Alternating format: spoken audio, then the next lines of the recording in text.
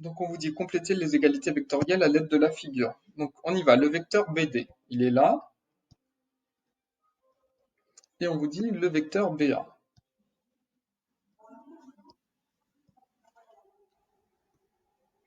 Donc compléter le vecteur BD, c'est égal au vecteur BA. Bah, vous faites une phrase en français.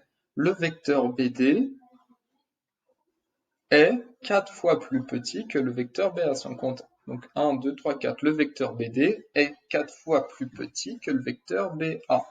Donc le vecteur BD, s'il est 4 fois plus petit que le vecteur BA, le vecteur BD, donc c'est donc 1/4 du vecteur BA. C'est 1/4 fois le vecteur BA. BD, c'est 1/4 du vecteur BA.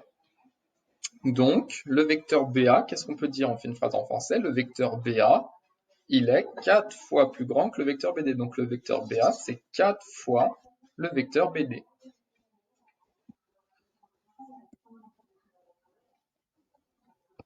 Ensuite, on va faire celui d'en dessous, on va faire lui BA et AG. Donc, on trace le vecteur BA qui est là,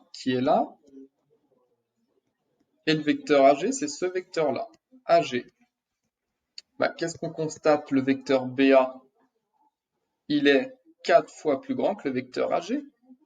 Donc le vecteur BA, il est 4 fois plus grand que le vecteur AG. Donc BA, c'est 4 fois le vecteur AG. Et du coup, le vecteur AG, on fait une phrase en français. Le vecteur AG, c'est 1/4 du vecteur BA. Donc c'est 1/4 fois le vecteur BA.